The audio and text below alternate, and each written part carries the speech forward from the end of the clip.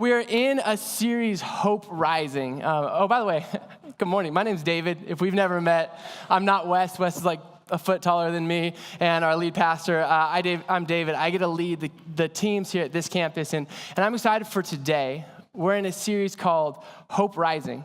And really, our heartbeat is this. We're taking war on discouragement. We're saying we don't want to be a community or people that are discouraged. We actually want to be a group of people that live courageously, live with hope, live with confidence, that dare to dream dreams, that dare to believe that God is going to do something incredible where we're at.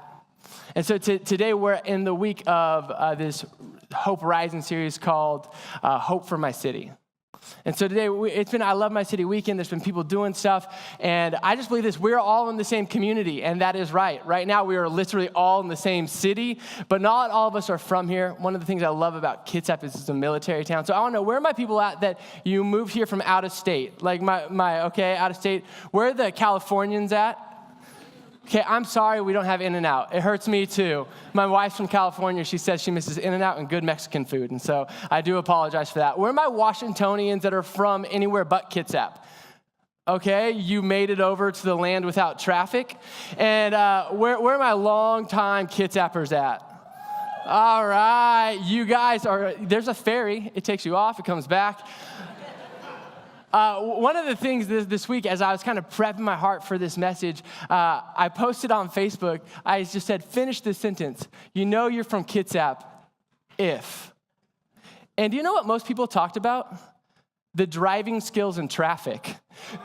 I heard multiple times, you know you're from Kitsap if you drive 55 miles an hour in the passing lane on Highway 3. Anybody just move to the right.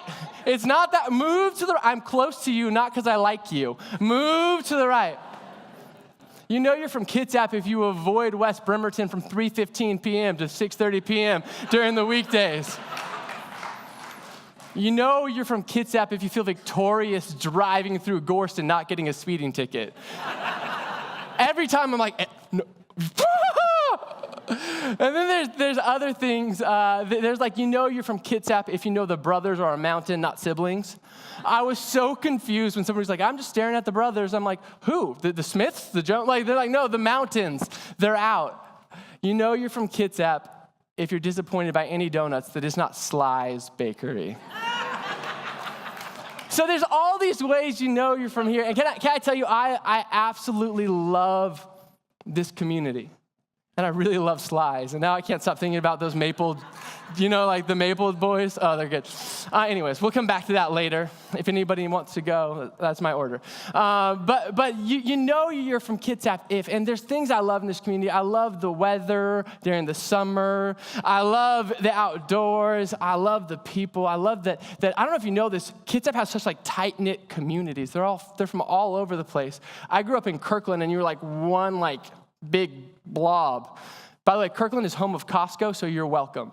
But there's it's like one big blob, but here there's unique communities and different things, and it feels like a long drive from Silverdale to Paulsbo, but it's just 10 minutes.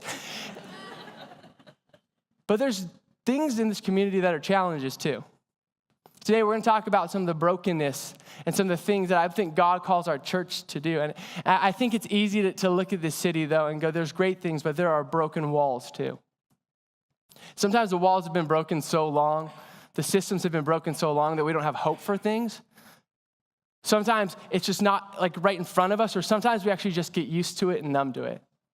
But today, I actually believe this church has the ability to offer the two most important things that I believe Central Kitsap needs. First, it's the gospel. I believe the most important thing this community needs is the good news of who Jesus is and what it means to follow Jesus and the hope that is in Jesus. But the second thing Kitsap needs more than anything is hope-filled people. That's why we're in this series, Hope-Filled People, because hope-filled people dare to dream. Hope-filled people dare to step into situations that seem overwhelming. Hope-filled people dare to believe there's a better future tomorrow than what we're living in today.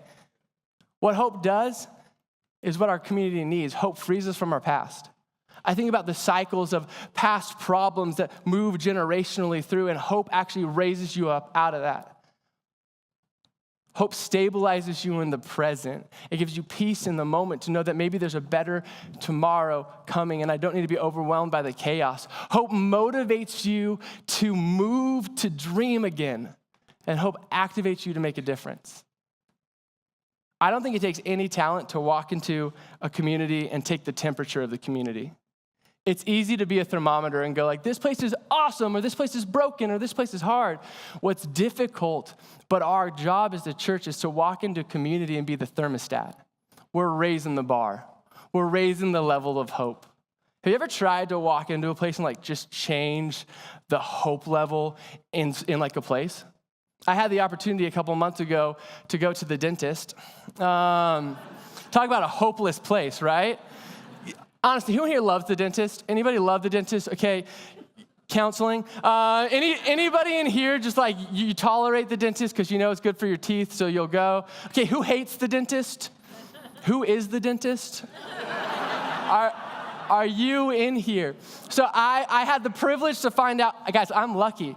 I went to the dentist and they said, David, you get to have another root canal on the same tooth.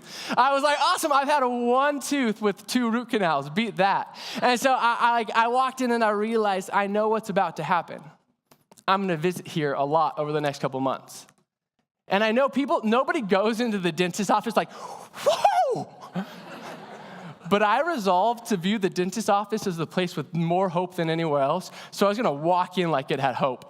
I literally walked in that first day of my 5 trips in 2 months. I'm like, hello. And they're like, oh, sir, you may sit over there. I'm like, yes, ma'am, it's good to see you too. And I go and I sit down and the dental hygienist comes in and she comes, I'm the only one sitting there. She goes, David. I'm like, that's me. And I'm so excited.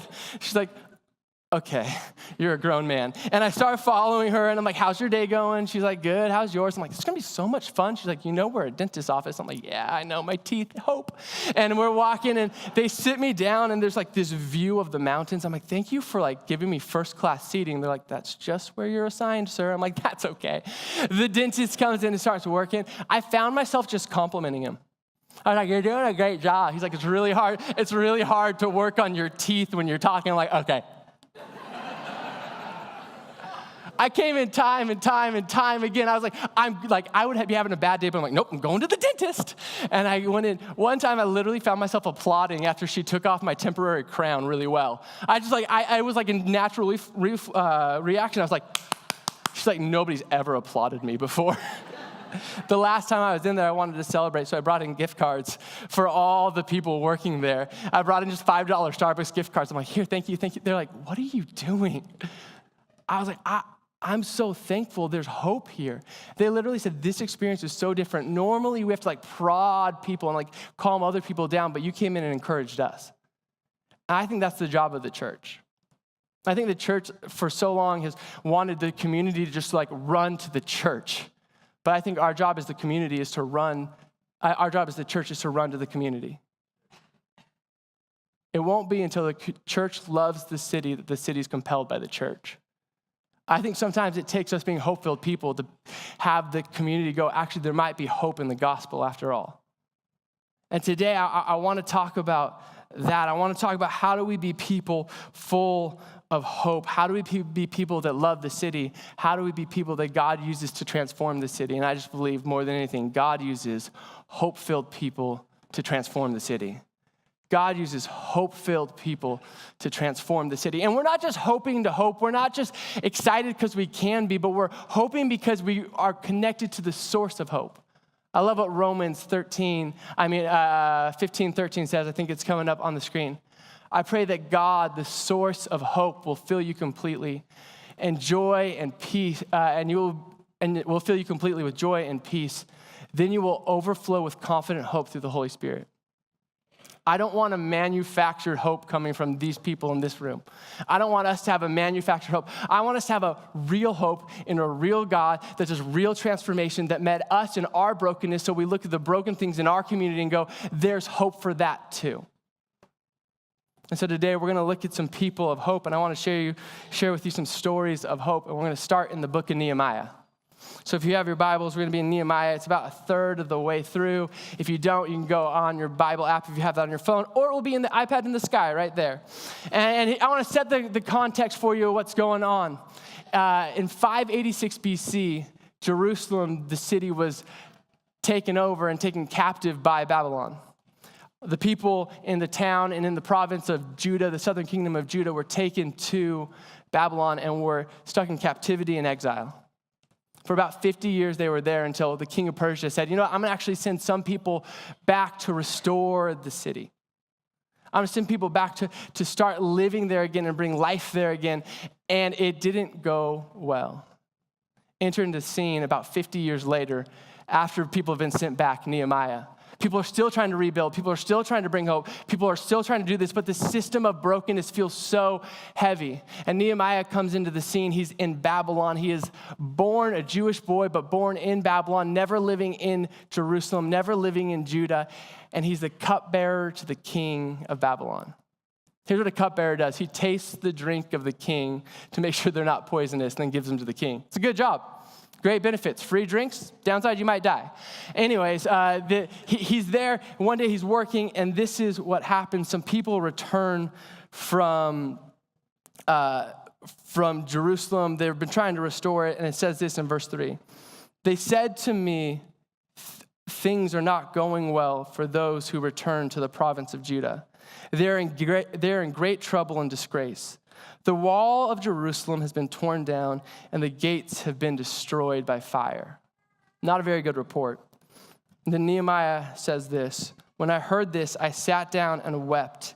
In fact, for days I mourned and fasted and prayed to the God of heaven. What do you do when you run into brokenness? What is a hope-filled person's response when you run into brokenness? Because I don't think it's just to ignore it. I don't think it's just to say, well, things will get better. What's your response? I believe the first thing a hope-filled person does is they're moved by the brokenness they see. They're moved by the brokenness they see. It's so easy to walk into a town or a place or a city or a family and say, that's broken, that's broken, that's broken, that's broken. It's so easy to feel sad over it. I actually think in our culture, it's easy to escape from it, to get numb to it. For me, I think I have vehicles of escape because to feel all the feelings would be too much for me. And so like Netflix for me, that's a vehicle of escape. Staying busy at work, it's a vehicle of escape. My car, literally, my wife and I drove away the other day from a family standing on the corner. They didn't look like they were just abusing the system. They actually looked like they were in need. And my wife looked at me. She's like, David, are you not going to stop for them?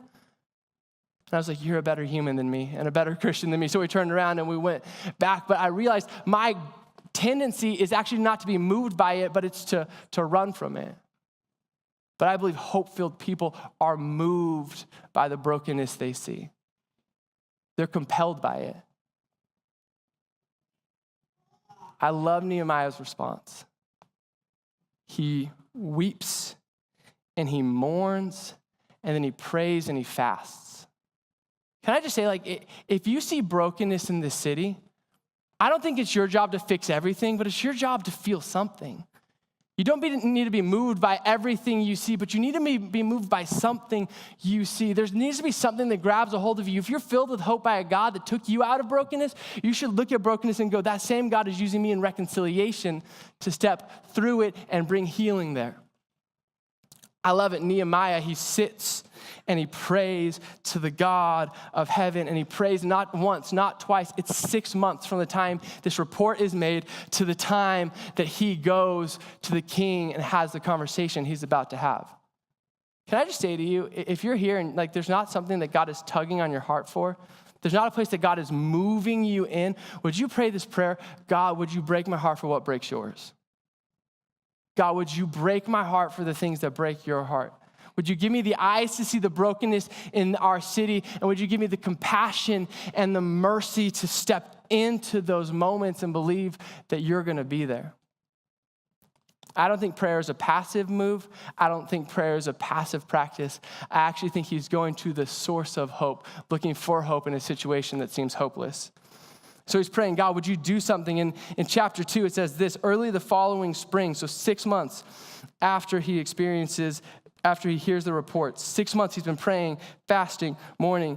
Early the following spring, in the month of Nisan, you know that month, during the 20th year of King Artaxerxes' reign, that's an easy name, I was serving the king his wine. I had never before appeared sad in his presence. So the king asked me, "Why are you looking so sad? You don't look sick to me. You must be deeply troubled." Then I was terrified, but I replied, "Long live the king. How can I not be sad? For the city where my ancestors are buried is in ruins. The gates have been destroyed by fire, and the gates have been destroyed by fire." Then the king asked, "Well, how can I help you?" With a prayer to the God of heaven, I replied, "If it please the king, and if you are pleased with me, your servant, send me to Judah to rebuild the city where my ancestors are buried." If it pleased the king and it pleases God, send me to this city. I love Nehemiah right here. I think it's the second thing that you see hope-filled people do. They make plans and they take actions. They make plans and they take action. He sees this moment, like in his brain, he's been working through the plan, through the conversation he'll have if God ever answers his prayer, that he would have like favor with the king. And he has this moment and he makes a big ask. He says, "Would you send me?" And the king says, "For how long?" And he says, "This amount of time." And then what I didn't read is the next two asks he makes. He says, "Okay, will you let me go? And then will you give me military protection? Oh, and will you fund the project?" Right? That's the way to go. If you're going to ask, you might as well ask it all. The worst they can say is no, right? And so he's sitting there and he's saying, "I see this need, I see this brokenness. Would you enter into the healing process with me, king? Because God is calling me to this and I want to participate." He makes plans and takes action. My wife works in the foster care system, and day after day after day after day, she comes home with stories that I didn't even know people dealt with. The homes where cans fall out of the trailer that they live in. The homes that have locks on the refrigerator doors. The homes where people just aren't cared for. The moments that are really hard. The fact that there are tons of kids being sent out of county because there's not enough people in Kitsap County saying, "I want to be a foster parent." So kids are having problem on top of problem on top of problem. And so for us, our burden is foster care. And I'll never forget the day I felt it. Because my wife and I, we went to this conference, and the speaker was speaking, and he was a foster parent, he was a pastor, he had tons of things on his heart, and he was just talking, and it wasn't even a point, it was a passing point, but it stuck out to me. He goes, "What's your fight? Like for you, what's your fight? I don't care if it's foster care, but what is your fight?" And I sat there going, "Oh, I can't fix everything, but I got to do something about something." Can I say, if we're going to be the church that's compelling, you don't have to do everything, but we got to do something. If we've experienced hope, God is calling us to be bringers of hope to other places. I love the words in Isaiah that he's here to set the captive free, to set the prisoner free, to be with those who are brokenhearted. Like, that's the heart of God. What's your fight? In 1780, there's this guy, his name's Robert Rykes. And he was a British guy, grew up in Great Britain, and he watched, and there's a burden on his heart as he watched the child labor force grow and the cycle of poverty get bigger. He saw it, and he literally has this quote that says, "The world is marching forward on the feet of little children." They worked for 6 days in squalor, and they got 1 day off. And he said, "I'm going to do something on that 1 day." It was Sunday. And so he said, on Sunday, I'm going to create a space for kids to read and write and learn about God. And in 1780, Robert Reich started the first Sunday school. And it wasn't just this institution in the corner of a church. It was actually a great educational move that says, there are people that are hurting, and I have a solution. And when the church grabs hold of something like that, when the church says, "I see hope in the hopeless moments," people want to get involved. Within 50 years, 1.5 million kids had jumped into Sunday school with 160,000 volunteers. It was a movement. Why? Because the church said there's hopeless things and we have a place to bring hope. And it's not just something that happened in the 1700s. It's so fun to watch New Lifers do this. There's a woman named Summer who last year during a series we called Moonshot, we were talking about big, audacious dreams, and people were writing their moonshots and talking about the things that God was putting on their heart. This woman named Summer said, I want to start a recovery cafe. There's this organization in Seattle, the Recovery Cafe. It's kind of like the flagship program of helping people get out of addictions. And it's not actually about being anonymous. It's actually about being known. It's about being known of where you are, where you've been, what your problem is, and where you want to go. And people have been brought out of the cycle of addiction, and people are seeing their lives changed. And Summer said, this is a passion that God is putting on my heart. So she didn't just sit there and be moved by it. She made plans and took action. She went over and said, will you let me do all your training? She did all their training. She got a group of people together that were passionate about it. And then they just wrote a grant and got gifted $50,000 to start Recovery Cafe in Kitsap County. That's the stuff. That's the stuff the church is about, because those people are going to get hope, and in the middle of their hope, they're going to encounter Summer, and Summer's going to be like, can I tell you the hope's actually in Jesus? It's going to last, and it's going to go, and people get involved, and people get excited.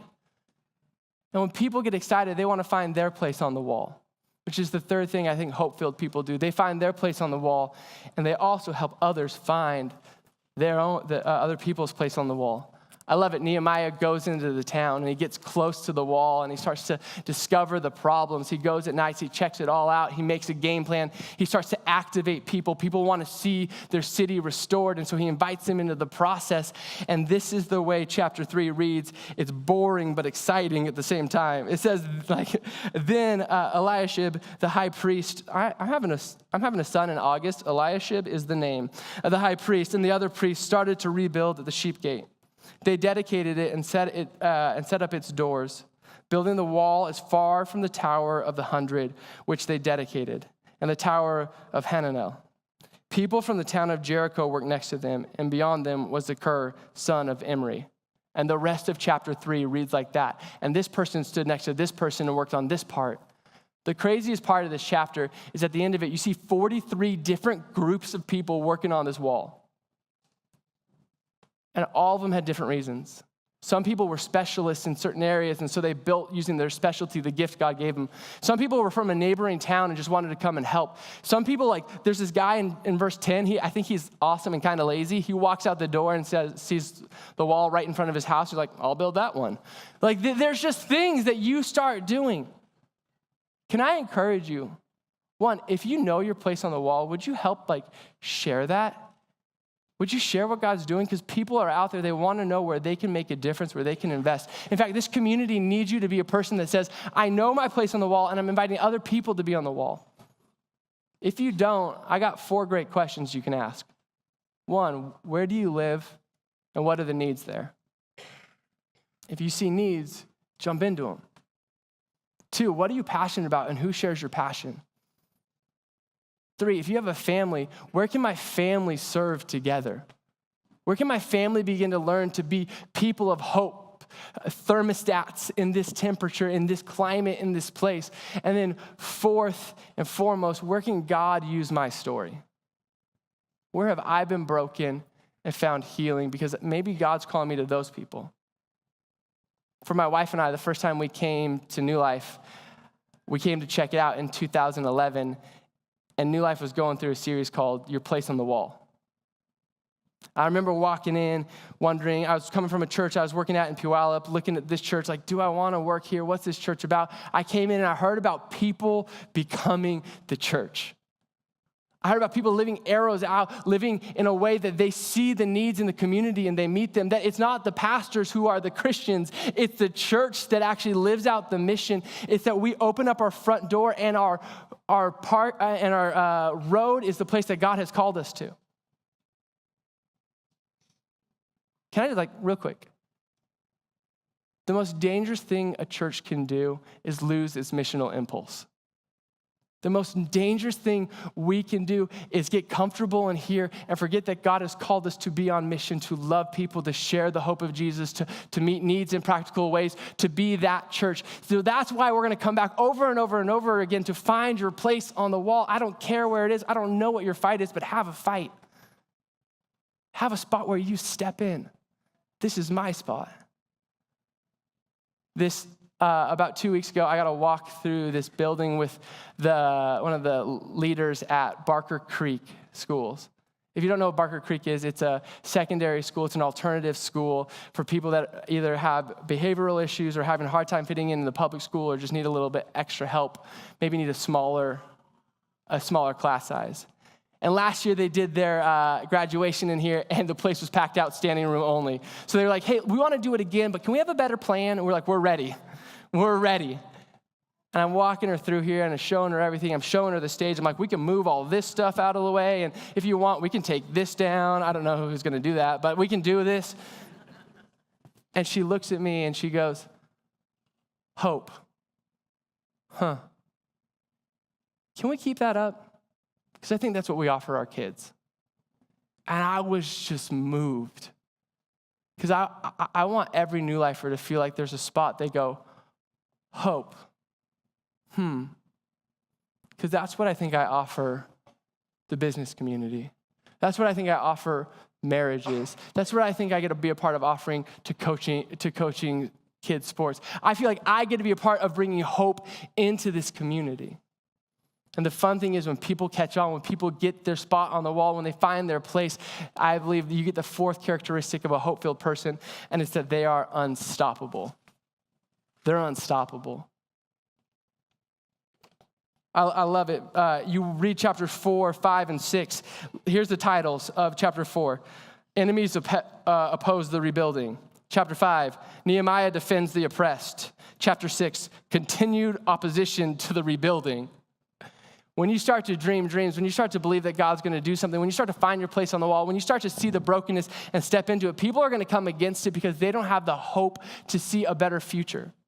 They're going to tell you you're wasting your time. They're going to tell you that you don't have a way forward. They're going to tell you that you are not going to make a difference. And then you see the people that were mocking Nehemiah start to threaten Nehemiah. And I love his response. It says in verse 2, it says, so Sanballat and Geshem sent a message asking me to meet them at one of the villages in the plain of Ono.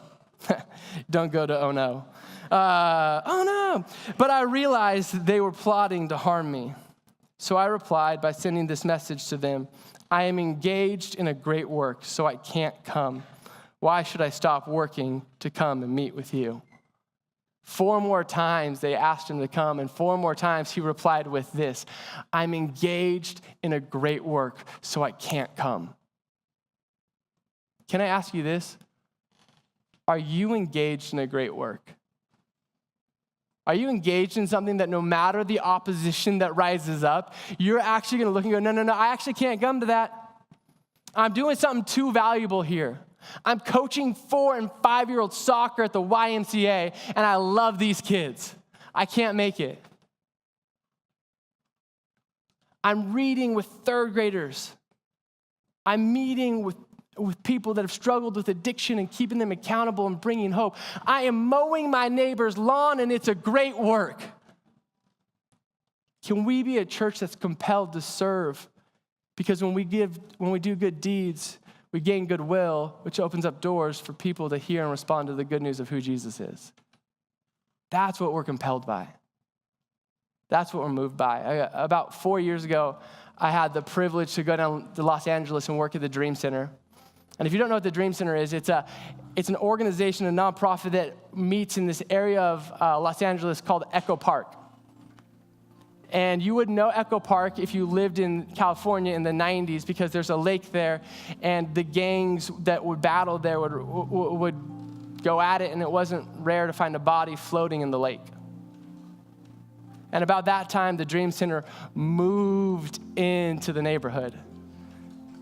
You'd find needles all over the place. You'd find prostitution happening on every street corner. You'd find empty and abandoned homes. You'd find kids that just didn't have anybody to take care of them. I went down there 4 or 5 years ago, and I was in a community that I was like, I would walk through this at night. I went to the lake, and I was like, this is like Green Lake. I was experiencing the community. I'm like, what happened here? And everybody in the community would say the Dream Center did. So I went to the Dream Center. I said, what are you doing to transform this community? And they said, David, it's easy. Whoever lasts longest in a community wins it. So we're going to outlast. We're going to outlast the drug dealer and the pimp and the absent parent. We're going to outlast the gangs. We're going to outlast everything else, and we're going to last longer with the great work of bringing hope. I was prepping this, and there's a moment where I re-signed up for this job because I got the chance to be reminded of what New Lifers are doing here in Kitsap County. It's funny, my wife and I, we flew to Maui a couple weeks ago, and that has nothing to do. I just want you to know I went to Maui. No, I'm just kidding. And every time I get on a plane, I have to prepare myself for that question when somebody looks at me and goes, hey, what do you do? And I go, I'm a pastor, and then they put their earphones in. Or they confess all their sins, and I'm like, no! And so I started to think, I didn't have to talk to anybody, but I was like, what would I say if I had to tell somebody what I do without using the word church, pastor, Jesus, or God? I was like, that'd be really hard. But I can talk about the people that point to those things. I'm a part of a community that reads with third graders to break the chains and the poverty of incarceration that goes along with third grade readers. I'm a part of a church that throws I'm a part of a community that throws a Christmas party for foster kids so that bio kids and foster kids and those families can be together. I'm a part of a community that coaches sports because we're going to love the community. I'm a part of a community that's breaking addictions, that's walking alongside families. I'm a part of a community with amazing counselors that are going into the schools, talking to parents. I'm a part of a community that goes into retirement homes and loves people. I'm a part of this community. And when they go, what community is that? I go, it's the church. Do you want to be a part of that type of church? Because that's what I signed up for. And I'll sign up again and again and again. But we can't forget our missional impulse that we are to be people of hope. Would you stand with me? We're going to close in prayer and then we're going to sing a song. But Jesus, would you remind us of the places you've taken us out of so we can be encouraged and have vision for the places you are calling us to. Could we be the church, Lord, that sees this community and says, we're going to be compelled to you before you're ever compelled to us. We're going to love you deeper than you have ever been loved. We're going to stick around when things get hard, and we're going to outlast every system and cycle of brokenness. God, would you build dreams? Would you cause us to be people that dream dreams? Can we be a church that's committed to rebuilding? God, and for those of us that look at our own lives and go, man, I just got to do a rebuilding work in my home or in my heart, can we know that's an honorable place to start? And you are doing a great work, God. Be with us. We pray this in your name. Amen.